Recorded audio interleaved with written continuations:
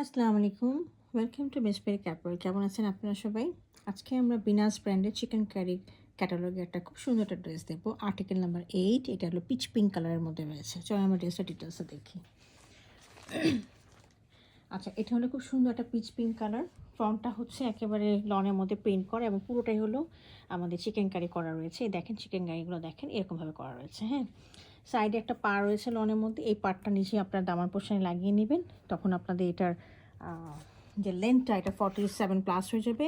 আর এছাড়া আমাদের বডি হচ্ছে 50+ রয়েছে। এটা হলো ফ্রন্ট পোর্শনটা। This is the back portion. খুবই সুন্দর মার্জিত একটা কালার। এই কালার এখানে আমাদের ব্যাকটা রয়েছে প্লেনের মধ্যে পেইন্ট করা। একটু আমি টেক্সচারটা দেখিয়ে দিই। টেক্সচারটা তো গ্রেনিং টেক্সচার রয়েছে, একেবারে প্লেন না।